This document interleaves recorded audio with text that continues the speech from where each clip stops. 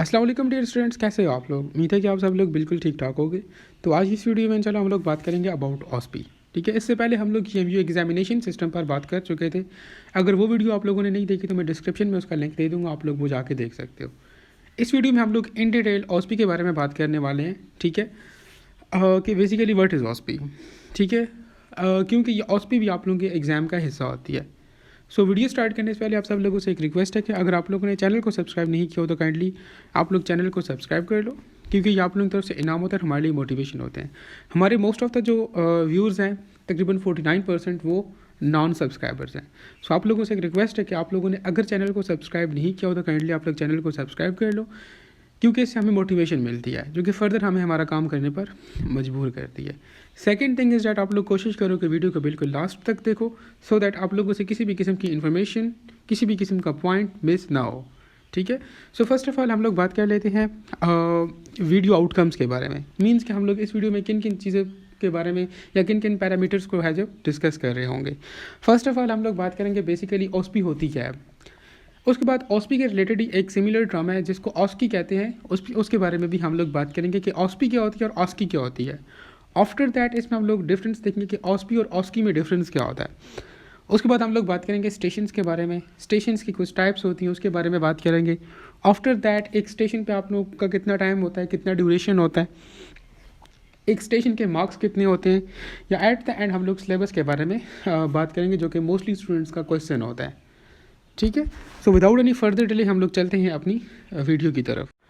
First of all हम लोग बात करते हैं कि व्हाट इज़ ऑस्पी।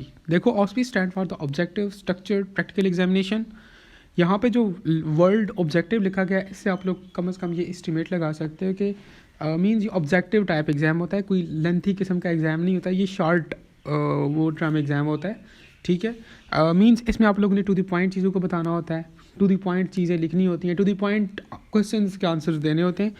बोथ मीन्स उसको खींचना नहीं होता, सिंपल इज़ दैट।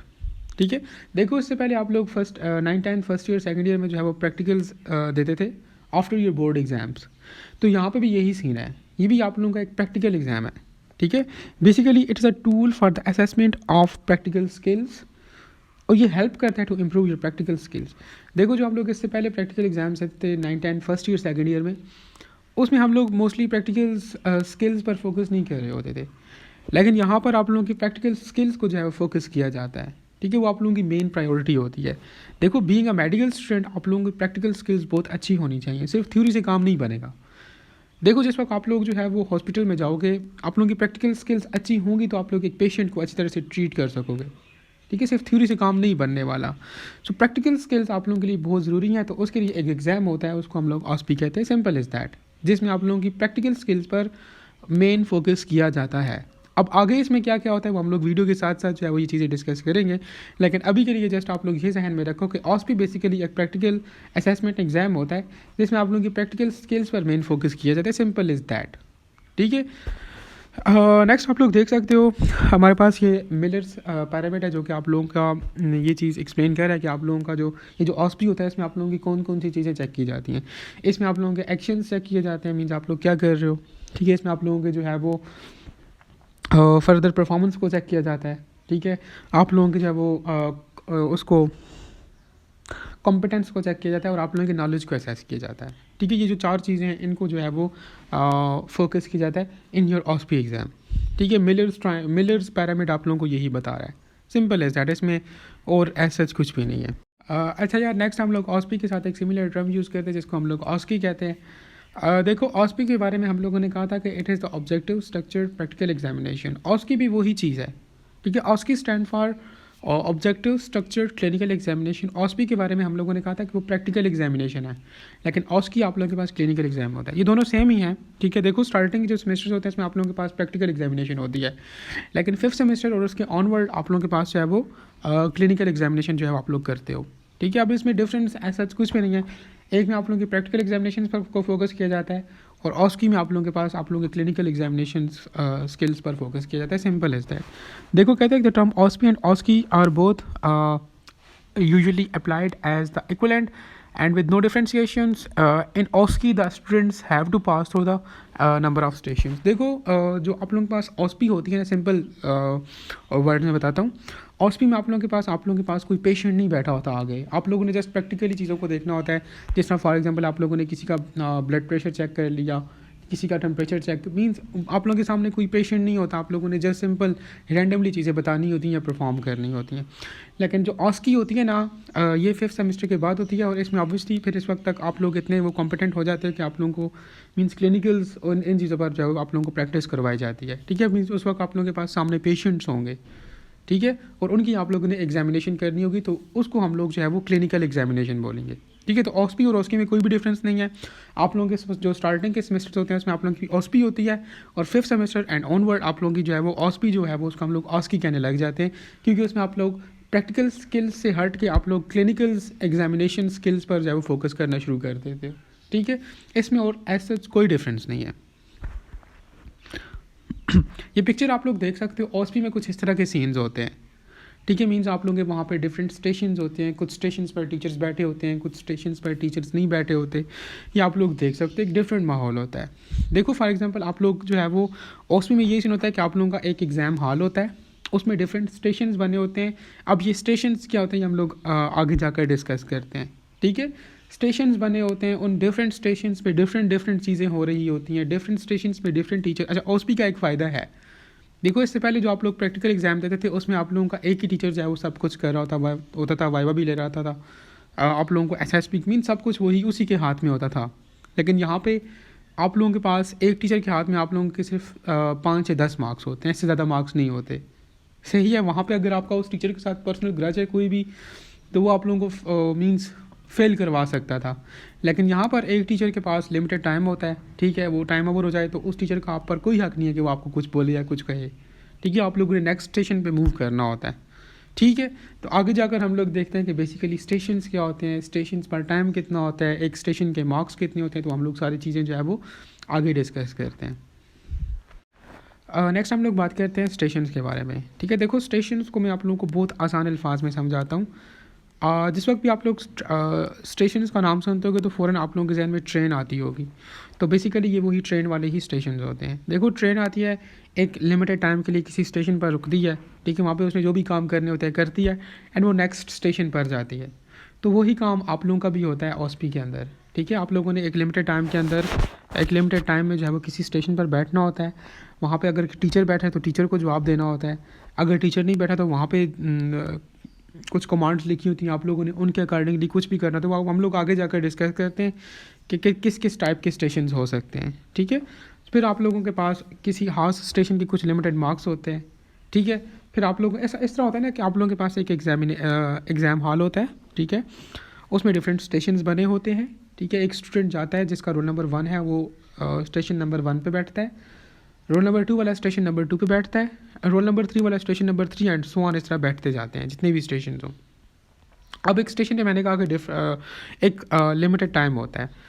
उस टाइम के बाद आप लोगों के पास एक घंटी बजती है, ठीक है। एंड उस घंटी बजने के बाद आप लोगों ने फ़ौरन से उस स्टेशन से उठ के नेक्स्ट स्टेशन पे मूव करना होता है। फॉर एग्जांपल अब बेल बज गई, स्टेशन नंबर 1 पे जो बंदा बैठा है वो उठ के स्टेशन नंबर 2 पे जाएगा, स्टेशन नंबर 2 वाला 3 पे जाएगा, 3 वाला 4 पे जाएगा, और इस तरह से करते करते जो लास्ट स्टेशन होगा वो उठ के स्टेशन नंबर 1 पे आ जाएगा। तो मीन्स इस तरह से आप लोगों ने एक सर्कल कंप्लीट करना होता है, डिफरेंट स्टेशन से गुजर के जाना होता है, ठीक है। अब जिस बंदे ने जो है वो स्टेशन नंबर 1 से शुरू किया था, वो जब वापस स्टेशन नंबर लास्ट पर आएगा तो बस उसकी ऑस्पी ख़त्म हो जाएगी। तो इस तरह आप लोगों ने जो है वो डिफरेंट स्टेशन से गुजरना होता है एंड डिफरेंट रिस्पॉन्सेज देने होते हैं। वो डिफरेंट स्टेशन होते हैं, अब वो किस किस टाइप के स्टेशन होते हैं हम लोग आगे जाकर डिस्कस करते हैं। तो होप्स हो कि आप लोगों को ये स्टेशंस का कॉन्सेप्ट समझ आ गया। टाइप्स ऑफ स्टेशंस, देखो स्टेशंस डिफरेंट टाइप्स के हो सकते हैं, ठीक है। ये डिपेंड करते हैं आप लोगों के इंस्टीट्यूट पर, आप लोगों की यूनिवर्सिटी पर, आप लोगों के टीचर्स पर, आप लोगों के एग्जामिनर्स पर। अब यहाँ पर हम लोग देखते हैं हमारे पास कुछ ऑब्जर्व्ड स्टेशंस होते हैं, कुछ नॉन ऑब्जर्व्ड स्टेशंस होते हैं, कुछ इंटरैक्टिव स्टेशंस होते हैं, कुछ आप लोगों के पास रेस्ट स्टेशंस होते हैं। इन सब को हम लोग जो है वो डिस्कस करते हैं वन बाय वन। देखो फर्स्ट ऑफ ऑल आप लोगों के पास कुछ स्टेशंस ऐसे होते हैं कि जिसमें आप लोगों के पास टीचर्स बैठे होते हैं, वो आप लोगों से वाइवा ले रहे होते हैं, ठीक है। मीन्स ओरली आप लोगों से जो है वो सुन रहे होते हैं। कुछ स्टेशंस पर टीचर्स बैठे होते हैं, वो आप लोगों से लिखवा रहे होते हैं। कुछ स्टेशंस ऐसे होते हैं जिसमें आप लोगों के पास कोई टीचर नहीं बैठा होता, आप लोगों ने खुद वहाँ पे जाकर आप लोगों ने वहाँ पे मीन्स समटाइम्स वहाँ पे कोई भी मसल रखी होगी, कोई भी बोन रखी होगी, आप लोगों को बोला जाएगा कि इस बोन के बारे में कुछ बता दो, 3-4 पॉइंट्स आप लोगों ने बता देने होते हैं। या फिर समटाइम्स किसी स्टेशन पर ऐसा भी होता है कि टीचर्स नहीं होते वहाँ पर, आप लोगों के पास क्वेश्चन पेपर पड़ा होता है, आप लोगों ने उसको उठाना होता है। वहाँ पे समटाइम्स कुछ डायग्राम बनी होती है, किसी बोन की डायग्राम, किसी मसल की, किसी टेंडन की, या किसी भी लिगामेंट वगैरह की, या किसी चीज़ की भी, ठीक है। तो उसमें आप लोगों ने जो है वो बॉक्सेस बने होते हैं कि आप लोगों ने उस डायग्राम में से किस पार्टिकुलर एरिया को लेबल करना है। तो वो आप लोगों ने आप लोगों से वो लेबलिंग भी करवा सकते हैं, ठीक है।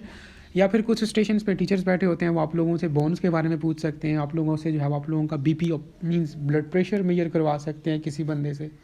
तो मींस आप लोगों से डिफरेंट एक्टिविटीज़ करवा सकते हैं। ये आप लोगों के एग्जामिनर्स पर डिपेंड करता है कि किस तरह के उसने स्टेशन सेट किए हैं, ठीक है। कुछ स्टेशन पे वो आप लोगों के साथ जस्ट मींस गपशप लगा रहे होते हैं, ये टीचर पर डिपेंड करता है, ठीक है। तो ये OSPI बहुत मज़े की चीज़ है, ठीक है। इसको पास करना असल में, इसमें आप लोग बिल्कुल टेंशन फ्री होते हो, कुछ भी नहीं, इसमें डिफ़िकल्ट एग्ज़ाम नहीं है बेसिकली, ठीक है। जिस तरह से थ्योरी एग्ज़ाम मुश्किल होता है, OSPI इतनी मुश्किल नहीं होती। इंशाल्लाह इसमें आपको बहुत मज़ा आने वाला है। अच्छा जी, वो इंटरेक्टिव स्टेशंस भी होते हैं, ठीक है, जिसमें मैंने आप लोगों को बताया कि आप लोग टीचर्स के साथ इंटरेक्ट कर रहे होते हैं, उनके साथ बातचीत कर रहे होते हो। कुछ रेस्ट स्टेशंस भी होते हैं, ठीक है, उसमें आप लोगों ने कुछ नहीं करना होता, आप लोगों ने जस्ट आराम करना होता है। या फिर कुछ स्टूडेंट्स ऐसा करते हैं कि रेस्ट स्टेशन में जो है वो, अगर उनका फॉर एग्जांपल किसी पूरा पिछले स्टेशन का जो है वो क्वेश्चन उनका रहता था जो कि उन्होंने कंप्लीट नहीं किया, तो वो कंप्लीट कर सकते हैं अगर वो क्वेश्चन उनको याद है तो, ठीक है। रेस्ट स्टेशन पे मोस्टली आप लोगों ने रेस्ट ही करना होता है, आप लोगों से कोई कुछ भी नहीं पूछ रहा होता, आप लोगों ने जस्ट बैठना होता है। या अगर आप लोगों का पुराना पिछला कोई काम रहता है तो आप लोग वो क्वेश्चन जो है अटैम्प्ट कर सकते हो, ठीक है। रेस्ट स्टेशन का ये मतलब होता है, ठीक है। बाकी यही interactive station, observe, non observe, कुछ स्टेशन पे टीचर्स होते हैं, कुछ स्टेशन पे आप लोगों को मॉडल्स दिए होते हैं, वो आप लोगों ने बताने होते हैं, कुछ स्टेशन पे लेबलिंग करनी होती है, कुछ स्टेशन पे परफॉर्म करना होता है। तो बस यही काम हो रहा होता है, ठीक है। उसके बाद हम लोग बात करते हैं कि हमारे पास टोटल स्टेशंस कितने होते हैं। देखो MBBS और BDS वालों के टोटल स्टेशंस 21 होते हैं, ठीक है। उसमें से 18 वर्किंग स्टेशन होते हैं और 3-4 रेस्ट स्टेशन होते हैं। लेकिन यहाँ पर हम लोग किन की बात कर रहे हैं, DPT वालों की, BSN वालों की और पैरामेडिक्स वालों की। उनके सिर्फ और सिर्फ 7 स्टेशन होते हैं, ठीक है, 7 स्टेशन होते हैं। समटाइम्स उसमें से 7 में से 6 वर्किंग स्टेशन होते हैं और एक रेस्ट स्टेशन होता है। लेकिन कभी कभार एक भी रेस्ट स्टेशन नहीं होता, क्योंकि सिंपल 7 स्टेशन है, इसमें कोई रेस्ट करने की ज़रूरत नहीं है। वो तो MBBS वालों के तकरीबन 18 स्टेशन होते हैं, उसमें उनको रेस्ट चाहिए होता है, ज़ाहिर सी बात है, 18 स्टेशन हैं। इधर आप लोगों के पास सिर्फ 6-7 स्टेशन होते हैं, ठीक है। समटाइम्स उसमें एक रेस्ट स्टेशन होता है, समटाइम्स नहीं होता। हम लोग नेक्स्ट बात करते हैं कि आप लोगों के पास, अच्छा पहले हम लोग मार्क्स की बात करते हैं, ठीक है, टाइम की बात अभी नहीं करते। देखो हम लोगों ने बोला कि 7 स्टेशन होते हैं, अगर देखो उसमें कोई भी रेस्ट स्टेशन नहीं है तो फिर ये आप लोगों का हर स्टेशन 10 मार्क्स का हो जाएगा, ठीक है। MBBS वालों का 5 मार्क्स का एक स्टेशन होता है, आप लोगों का 10 मार्क्स का एक स्टेशन होता है, टोटल ये 70 मार्क्स बन जाते हैं, ठीक है। अगर फॉर एग्जांपल एक स्टेशन रेस्ट स्टेशन है और बाकी वर्किंग स्टेशन आप लोगों के पास सिर्फ 6 हैं, तो फिर उसमें से क्या होगा कि किसी एक स्टेशन के 20 मार्क्स होंगे और बाकियों के 10-10 मार्क्स होंगे, ठीक है। इस तरह से वो मार्क्स को एकोमोडेट कर लेते हैं। अच्छा, OSPI के बारे में मैं आप लोगों को ये बताऊं कि ये भी 100 मार्क्स की होती है ओवरऑल। उसमें से 30 आप लोगों के इंटरनल होते हैं और 70 एक्सटर्नल्स होते हैं, मीन्स, ठीक है। 30 जो आप लोगों के मार्क्स होते हैं वो आप लोगों के जो टीचर्स होते हैं, यूनिवर्सिटी के टीचर्स, आप लोगों के इंस्टीट्यूट के टीचर्स, ये उनके हाथ में होते हैं। ये उन पर डिपेंड करता है कि वो किस तरह से आप लोगों को मार्क्स देते हैं। अब ये हर इंस्टीट्यूट का डिफरेंट क्राइटेरिया है, ठीक है, वो आप अपने टीचर से पता कर लें। ऑन द अदर साइड जो आप लोगों के रिमेनिंग 70 जो फाइनल एक्सटर्नल मार्क्स होते हैं वो इसी तरह से होते हैं जो कि हम लोग इस पूरी वीडियो में डिस्कस करते आए हैं, ठीक है। अब नेक्स्ट हम लोग बात करते हैं कि हमारे पास एक स्टेशन पे कितना टाइम आप लोगों ने जो है वो गुजारना होता है। देखो अब साथ में हम लोग MBBS वालों को भी कंपेयर कर लेते हैं। MBBS में आप लोगों के पास 18 स्टेशन होते हैं, हर स्टेशन में आप लोगों ने 5-5 मिनट रुकना होता है और 5-5 नंबर ही होते हैं। यहाँ पे आप लोगों के पास 7 स्टेशन होते हैं, 10-10 मार्क्स होते हैं उनके, और आप लोगों ने हर स्टेशन पे सिर्फ 3 मिनट के लिए रुकना होता है। मीन्स मेरे कहने का मतलब ये है कि आप लोग फॉर एग्जांपल किसी पर्टिकुलर स्टेशन पे बैठे हो, उस टीचर का सिर्फ यही हक है कि वो आप लोगों से 3 मिनट के अंदर जो मर्ज़ी पूछना चाहे वो पूछ सकता है, ठीक है।